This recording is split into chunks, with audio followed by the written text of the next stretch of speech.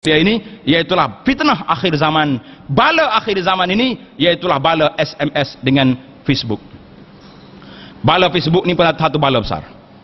Hari ini kalau kita lihat, semua orang tua, orang muda galak belaka.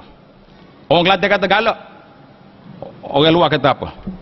Semangat belakalah nak adakan Facebook, supaya kita ustaz pun terpaksa menubah Facebook untuk nak lawan orang ni, nak dakwah dia orang ni.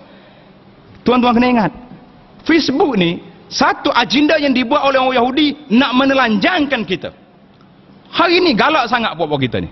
Bila pergi mana-mana, pergi pantai ke, pergi mana ke, tunjuk. Ini isteri saya tengah duduk mandi, tunjuk isteri tu. Apa punya perangai macam ni punya manusia. Isteri pula tunjuk, ini abang saya duduk dekat suami. Dekat dalam rumah sudah lah, apa duduk dekat dalam internet ni. Ini manusia sudah hilang malu. Sudah hilang akhlaknya.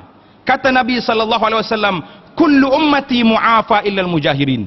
Umat aku ini dalam keadaan baik, kecuali orang-orang yang telah mengizharkan, yang telah menzahirkan perbuatan maksiat mereka. Ini tunjuk dengan orang. Duduk dengan perempuan tu masuk dalam Facebook. Duduk dengan orang ni masuk. Isteri tak utuh aurat masuk dalam Facebook. Cerita sana sini. Duduk mengorak dalam Facebook ni halal.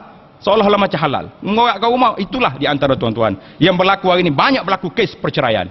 Banyak berlaku kes dia mahkamah dan juga dalam apa ni, soal-soal daripada orang-orang muslim hari ini, iaitulah punca perceraian berlaku apabila isteri bercakap dengan orang lain, suami bercakap lain. Balik rumah, bini mengadap laptop dia, suami mengadap laptop dia. Yang ni suka dengan orang lain, bini suka dengan orang lain. Seolah-olah bini dengan suami tunggu kayu dalam rumah. Duduk mengorak dengan orang lain, subhanallahil azim. Kata Nabi SAW, kullu ummati mu'afa ilal mujahirin. Semua umat aku dalam keadaan baik, kecuali orang-orang yang mengiklankan maksiatnya. Tuan-tuan buat tak malu dengan Tuhan, tak malu pula dengan manusia, masuk dalam Facebook lagi. Jadi balik hati-hati hari ini tuan-tuan. Kata Nabi SAW, wa innal mujahara, wa inna minal mujahara an ya'mala ar-rajulu bil laili amalan thumma yusbiha wa qad satarhu Allahu alaihi. Seorang laki-laki, seorang ni perempuan ni buat amalan yang tak baik, yang orang tak tahu pun, tiba-tiba dia telah dedahkan benda tu. Orang tak tahu, dia pergi ke China, pergi ke Thailand, tiba-tiba tunjuk dalam Facebook, aku ni duduk dengan siam lah, duduk dengan orang ni. Ini manusia yang tidak beradab dengan Allah, lebih lagi beradab dengan manusia. Maka tuan-tuan muslimin dan muslimat, saya memberi peringatan pada hari yang mulia ini, supaya fitnah akhir zaman ini cubalah bendung. Tuan-tuan balik tengok dalam Facebook tuan-tuan, kalau ada gambar-gambar yang tak tutup aurat, hapuskan.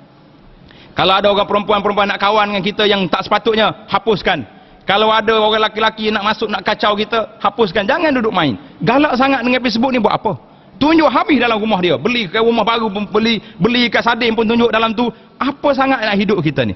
Malaikat tulis semua, kamu tak payah tunjuk dalam Facebook.